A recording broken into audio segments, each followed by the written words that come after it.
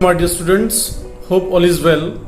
In today's class, we are going to study Unit 2 of The Passing Away of Bapu by Nayantara Sahgal.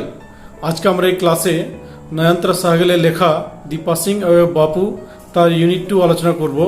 প্রথমে আমরা unit 2 এর যে পুরো প্যাসেজটা line by line analysis এবং discussion করব English এবং বাংলাতে। তারপরে আমরা এই প্যাসেজে যে কোশ্চেনগুলো রয়েছে সেই কোশ্চেনের আনসার করব।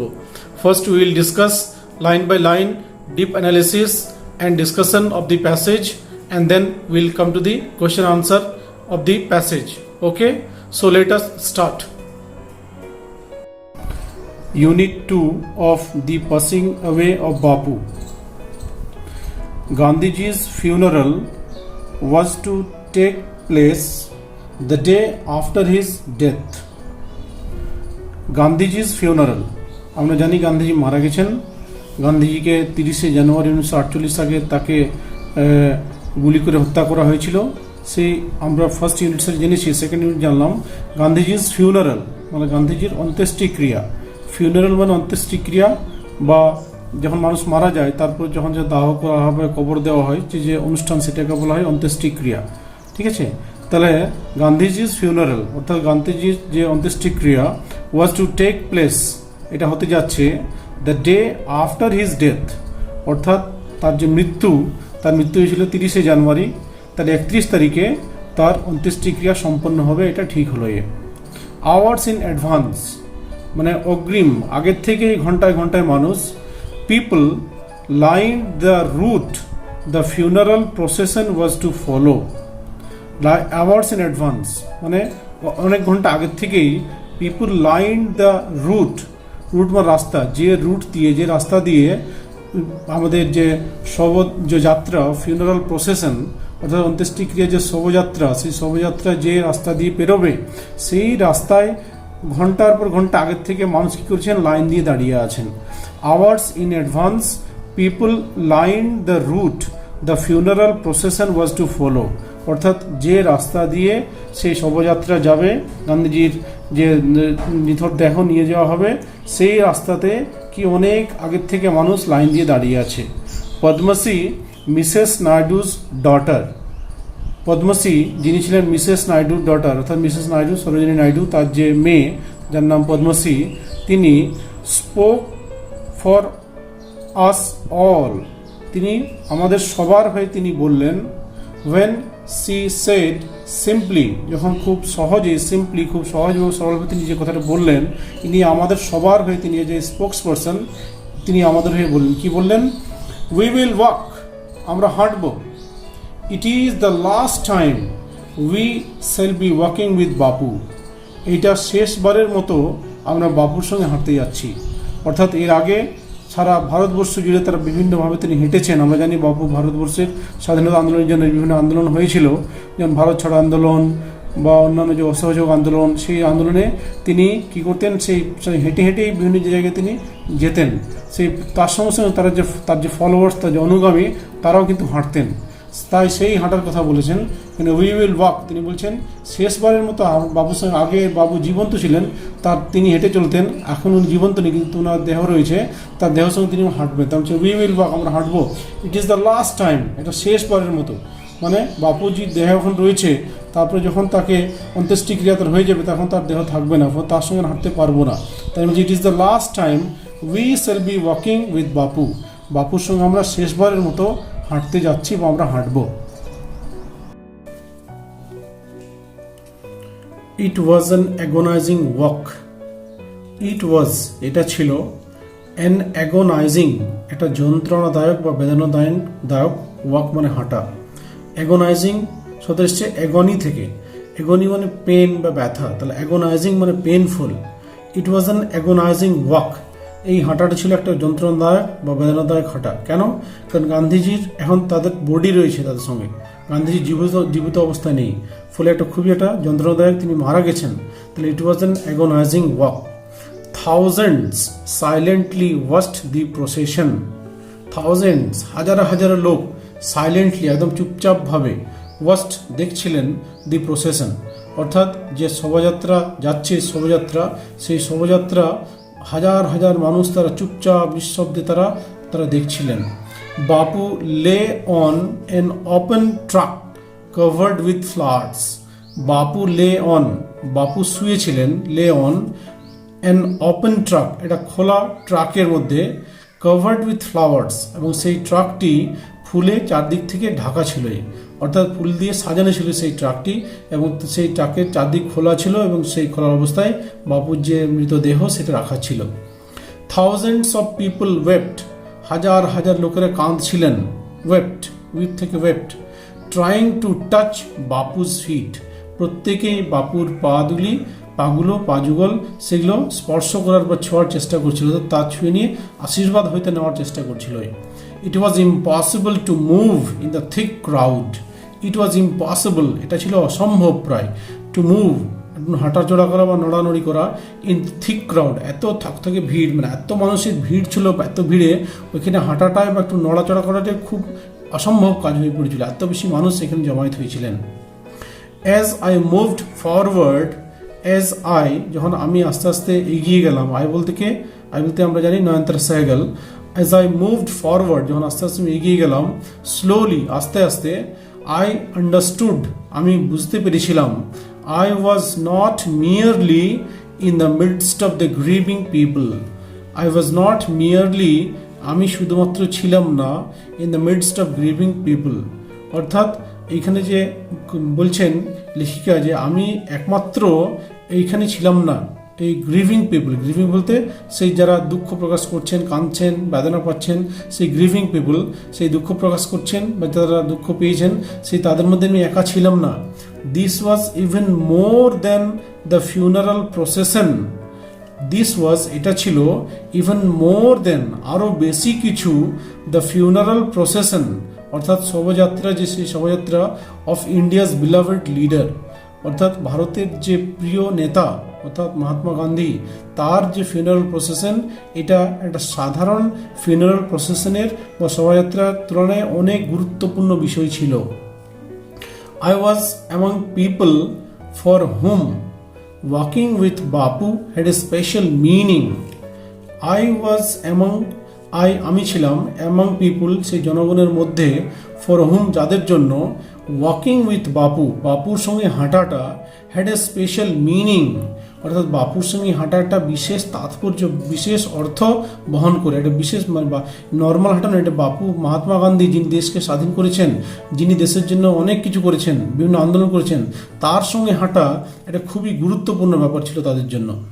উই হ্যাড ওয়াকড উইথ বাপু, আমরা বাপুর সঙ্গে হেঁটেছিলাম, over the rough and smooth of India's recent history, over the rough মানে কর্কশ, স্মুথ মানে মসৃণ, ইন্ডিয়াস রিসেন্ট হিস্ট্রি মানে ভারতের তৎকালীন যে ইতিহাস, সেই সাম্প্রতিক ইতিহাসকালে ভারতের যে সময় গেছে, খারাপ সময়, ভালো সময়, সবই গেছে, অর্থাৎ বিভিন্ন সময় আন্দোলন করতে হয়েছে, বিভিন্ন সময় ব্রিটিশ তাদের লাঠি ঠেঙ্গিয়েছে, তাদের জেলে হতে হয়েছে, এবং তাদের কোনো সময় সে স্মুথও হয়েছে। রাফ অ্যান্ড স্মুথ মানে এই যে টানাপোড়ের উপরে আপ অ্যান্ড ডাউনের সময়ে বা বিভিন্ন বিপদে আপদে সবসময় বাপুজি বিভিন্ন, তাদের সঙ্গে আমরা ভারতবর্ষে আমরা হেঁটেছি বাপুর সঙ্গে, মানে ভারতের যে সাম্প্রতিকতম ইতিহাস যেটা খুবই রাফ ছিল এবং স্মুথ ছিল, যেটা ভালো খারাপ দুটোই মিশিয়েছিল, সেই সময় বাপুজির সঙ্গে আমরা হেঁটেছিলাম। We could not now accept the fact that the man who had led us over many difficult paths was never going to walk with us again. We could not now accept the fact, এই বাস্তবটা আমরা ঠিক মেনে নিতেই পারছি না। কোনটা? That the man, সেই ব্যক্তি, হু হ্যাড লেড আস, যিনি আমাদেরকে নেতৃত্ব দিয়েছেন, ওভার মেনি ডিফিকাল্ট পাথস, ভারতের বিভিন্ন কঠিন সময়ে যিনি আমাদেরকে নেতৃত্ব প্রদান করেছেন, সেই লোকটা was never going to walk with us again, যে লোকটা আমাদের সঙ্গে আর কোনোদিনই আমাদের সঙ্গে হাঁটবেন না, এটা ভেবে আমি খুবই কষ্ট পাচ্ছি। বাপুজ স্লাইট ফিগার, বাপুর সেই ছোটোখাটো রোগা পাতলা যে দেহটা, স্লাইট মানে ছোটোখাটো পাতলা রোগা, ফিগার হ্যাড ওয়াকড, সেই তার যে দেহ বা শরীর সেইটার হেঁটেছে, স্টাফ ইন হ্যান্ড, এবং তার হাতে কি সবসময় একটা লাঠি থাকতো, আমরা দেখেছি বাপুর হাতে একটা লাঠি থাকতো এবং গায়ে একটা কাপড়, over a large part of ভারতবর্ষের অধিকাংশ জায়গাতেই তিনি সেই অবস্থায় হাতে একটা লাঠি এবং গায়ে চাদর, সেইভাবে তিনি হেঁটেছেন। To walk is to make slow progress. এটা খুব ইম্পর্টেন্ট লাইন, খুবই ইম্পর্টেন্ট লাইন, তোমরা এই লাইনটা মুখস্থ করে নেবে। To walk is to make slow progress. হাঁটা মানে হলো আস্তে আস্তে ধীর গতিতে অগ্রগতির দিয়ে এগিয়ে যাওয়া বা উন্নতি করা, প্রোগ্রেস অগ্রগতি করা, আগে দিয়ে এগিয়ে যাওয়া। Two walk is to make slow progress. হাঁটা মানে কি আস্তে আস্তে এগিয়ে যাওয়া, সব দিক থেকে এগিয়ে যাওয়া। It is to think with clarity. আমরা যখন হাঁটি তখন কি হয়, এই সময় it is to think with clarity. Clarity মানে স্বচ্ছ, একদম স্পষ্ট। তাহলে স্পষ্টভাবে স্বচ্ছভাবে কি করি, আমরা ভাবার সুযোগ পাই। অ্যান্ড ক্লোজলি লুক অ্যাট, এবং খুব কাছ থেকে আমরা দেখতে পাই all that is around us. আমাদের চারপাশে কি আছে আমরা খুব সহজেই আরামসে সেগুলো দেখতে পাই। অর্থাৎ আমরা ধরে নাও যখন যদি বাইকে যাই বা গাড়িতে যাই বা সাইকেল হেঁটে যাই, তখন আমাদের চারপাশে কি আছে তো সহজে আমরা ভালো করে অবজার্ভ করতে পারি না, লক্ষ্য করতে। কিন্তু যদি হেঁটে হেঁটে যাই তাহলে আমাদের ছোট্ট সামান্য জিনিস থেকে খুব বড় জিনিস খুব সহজে আমরা লক্ষ্য রাখতে পারি। ফলে হাঁটাটা কি খুব স্পষ্ট ব্যাপার একটা। ফ্রম স্মল ইনসেক্টস, আমরা কি কি দেখতে পারি, ফ্রম স্মল ইনসেক্টস, ছোট কীটপতঙ্গ থেকে, পোকামাকড় থেকে, to the Horizon in the distance, সামনে যে আমাদের দিগন্ত রেখা রয়েছে। দিগন্ত রেখা কি, যেখানে মনে হচ্ছে যেন আকাশটা নেমে যাচ্ছে বা যেখানে সূর্য অস্ত যাচ্ছে সেটাকে দিগন্ত রেখা বলা হয়। তাহলে সেই ওই হরাইজন দিগন্ত রেখা পর্যন্ত দেখতে পাই। অর্থাৎ যখন আমরা হেঁটে হেঁটে যাই তখন কি হয়, তখন আস্তে আস্তে হাঁটি, যেহেতু আমরা তার পাশটা সামনে কি আছে, একদম পায়ের সামনে কি আছে সেটাও দেখতে পাই, এবং চোখ তুললে আমরা কি করি, আমাদের সামনে যে দিগন্ত রয়েছে বিশাল অসীম সেটাও দেখতে পাই। অর্থাৎ ক্ষুদ্র থেকে বৃহৎ সব কিছুই আমরা সহজেই উপলব্ধি করতে পারি। আমরা হেঁটে হেঁটে যাই এবং হাঁটার সময় আমরা খুব শান্তভাবে যে কোনো জিনিস গভীরভাবে চিন্তা করতে পারি। ফলে হাঁটাটা খুবই একটা গুরুত্বপূর্ণ বিষয়। তার জন্য বলেছেন যদি আমরা এইভাবে হাঁটি খুব চিন্তা করতে করতে সামান্য সব কিছু অবজার্ভ করে, তাহলে আমরা যদি এই হাঁটার সময় বিভিন্ন যদি প্ল্যানিং করি আমরা কি করব না করব সারাদিন জুড়ে, তাহলে কি এটা আস্তে আস্তে আমাদের অগ্রগতির কাজে লাগে। তার জন্য বলে দিই ছেলেমেয়েদের আমি, যে সকালে উঠে তোমরা প্রত্যেকে মর্নিং ওয়াক করবে, এবং সেই মর্নিং ওয়াক করার সময় কি এই কথাটা ভাববে যে গান্ধীজি তিনি হাঁটতেন, তিনি শুধু হাঁটতেন না, তার সঙ্গে ভারতবর্ষে কীভাবে দেশ স্বাধীন করে সে নিয়ে ভাবতেন। ফলে তোমরা প্রত্যেকে নিজেরা সেই হাঁটার সময় কি করবে, তোমরা আমাদের সারা আজকে দিনটা কি করবো পুরো প্ল্যানিং করবে, বা আমার ভবিষ্যৎ কীভাবে ভালো হবে সেই নিয়ে আমার আলোচনা, নিজেদের মনে একটা প্ল্যানিং ভাববে। তাহলে এইভাবে কি জিনিসটা আরও তোমাদের অগ্রগতির জন্য তোমাদের জীবনে কাজে লাগবে। তার জন্য বলেছে to walk is to make slow progress. Okay, next, moreover, সর্বোপরি, to walk was often the only way open to the average Indian. Moreover, সর্বোপরি এটাও বলছে টু ওয়াক, হাঁটাটা, was often the only way, একমাত্র উপায় বেঁচে ছিল, open to the average Indian, গড়পড়তা ভারতীয়দের ক্ষেত্রে, মোটামুটি ভারতীয়দের ক্ষেত্রে এই হাঁটাটাই একটা গুরুত্বপূর্ণ মাধ্যম ছিল। কারণ কি অধিকাংশ গরিব তখন ছিলেন ভারতবর্ষে, এবং তাদের সেই অন্যান্য উপায় ছিল না, সাইকেল বাইক বা অন্যান্য যানবাহন ছিল না। ফলে হাঁটাটাই, হেঁটে হেঁটেই মানুষ কি এক জায়গা থেকে অন্য জায়গায় বিভিন্ন জায়গায় যেতেন। তাই বলছে moreover to walk was often the only way open to the average Indian, গড়পড়তা ভারতীয়দের ক্ষেত্রে হাঁটাটাই তখন সবচেয়ে গুরুত্বপূর্ণ একটা মাধ্যম ছিল। ইট রিকোয়ার্ড, এটা প্রয়োজন হয়, কোনটা, হাঁটার, কি, নো ভেহিকেল, কোনো যানবাহন দরকার হয় না হাঁটার জন্য, এক্সেপ্ট, ব্যতিক্রম, মানে আর কি দরকার হয় হাঁটার জন্য, হিজ ওন বডি, তার নিজের শরীর দেহটা, অ্যান্ড কস্ট হিম নাথিং, আর তার খরচও কিছু হয় না, বাট হিজ এনার্জি, তার শুধু এনার্জি লাগে। অর্থাৎ যদি আমরা হাঁটি তাহলে দুটো জিনিস দরকার, কি, আমাদের শরীরটা দরকার আর এনার্জি দরকার। এই দুটো থাকলে আমরা হাঁটতে পারবোই।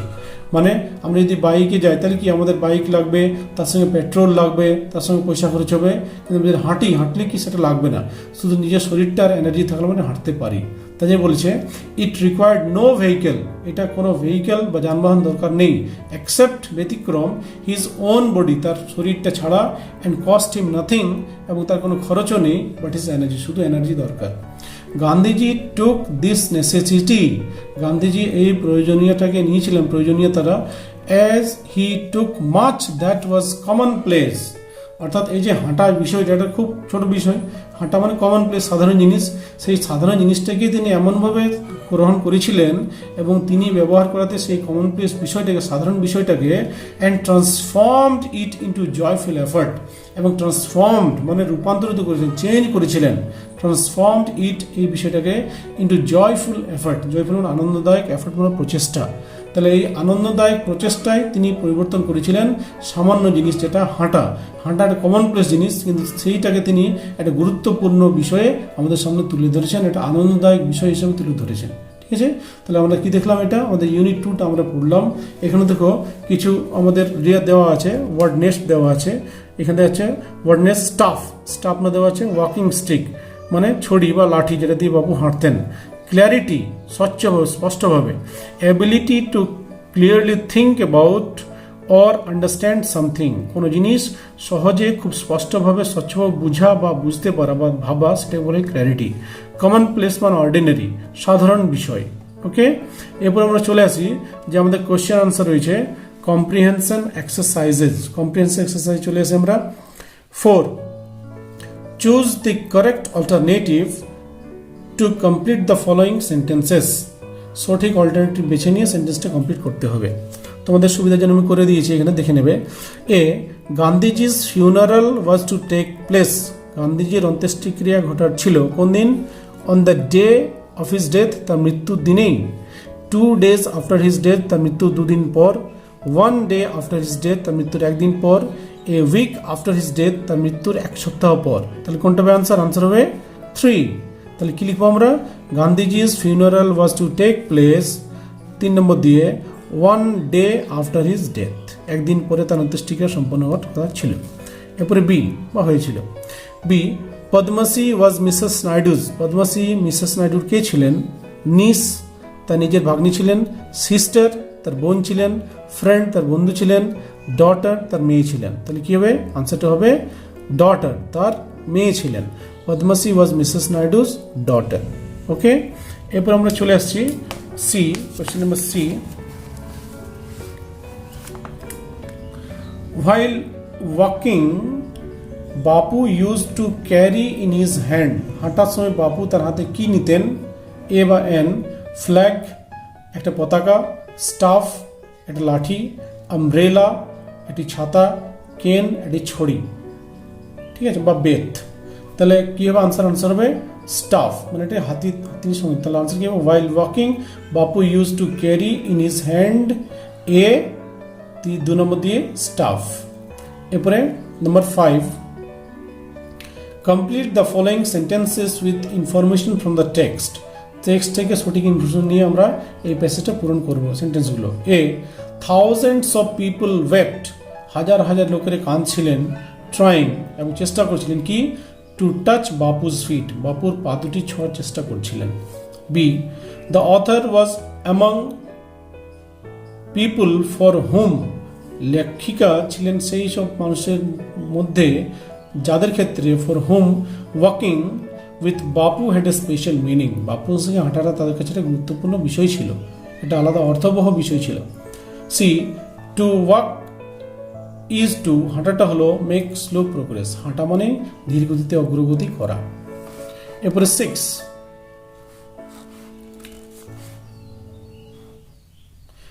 Fill in the chart with information on the text. Text থেকে চার্ট নিয়ে ফিল আপ করবো। এখানে আমরা এরাও করছি স্টেটমেন্ট, একদিকে রয়েছে স্টেটমেন্টগুলো যে কথাগুলো, আর রিজন এর কারণগুলো দেওয়া আছে, মানে কারণগুলো এবং তার এইটা যে কথা স্টেটমেন্ট সেগুলো রয়েছে। এ, ইট ওয়াজ ইম্পসিবল টু মুভ। হাঁটাটা ছিল প্রায় অসম্ভব, বা ওইখানে নড়াচড়া করাটা ছিল অসম্ভব। কারণ কি? কারণ ছিল reason, the crowd was very thick. কারণ জনগণ খুব প্রচুর ভিড় করেছিল। ভেরি থিক, খুব খুব তারা এখানে প্রচুর লোক জমায়েত হয়েছিলেন। B, Padmasi declared. পদ্মাসী ঘোষণা করলেন that they would walk with Gandhiji in the funeral procession. এই অন্ত্যেষ্টিক্রিয়ার যে প্রসেশন, শোভাযাত্রা, সেইখানে বাপুজির সঙ্গে হাঁটবেন তারা, এটা কে ঘোষণা করলেন? পদ্মাসী। এর ফলে কারণটা কি? কারণ it was the last time they would be walking with Bapu. গান্ধীর সঙ্গে এটা শেষবার মতো তারা হাঁটছেন, সরি সেই শেষবার মতো হাঁটছেন, তার জন্য তিনি বললেন, তিনি লিখলেন যে আমরা হাঁটবো আজকে। See, to walk was often the only way open to the average Indian. ভারতীয়দের কাছে, অধিকাংশ ভারতীয়দের কাছেই হাঁটাটাই একমাত্র রাস্তা খোলা ছিল। কারণ কি? কারণ ইট রিকোয়ার্ড নো ভেহিকেল, এটা কোনো যানবাহন দরকার ছিল না, except his own body and cost him nothing but his energy. তার এনার্জি ছাড়া এবং শরীর ছাড়া কিছু লাগতো না, তার জন্য তারা এটা করতেন। এটা হতো আনসার হবে যে তার অন্য কোনো উপায় ছিল, there was nothing, no way left, because they had the average of the Indians were very poor. ঠিক আছে, এটাও আনসার হতে পারে, কিন্তু টেক্সটে যেহেতু রয়েছে আমাদের এটা, তাই জন্য এটাই করবো আমরা। It required no vehicle except his own body and cost him nothing but his energy. Okay, তাহলে কী করলাম আজকে আমরা ইউনিট 2 দ্য পাসিং ওয়ে বাবু, তার যে আমরা ওয়ার্ড বাই ওয়ার্ড মিনিং জানলাম, অ্যানালিসিস করলাম, এবং এখানে যে টেক্সচুয়াল কোয়েশ্চেন সেগুলো আমরা কোয়েশ্চেন আনসার করলাম। Okay, in the next class আমরা কী করবো, আমরা ইউনিট 3টা আলোচনা করবো। Unit 3 in the next class will be coming with unit 3 with analysis and question and answer. Okay, keep study, keep learning, thank you.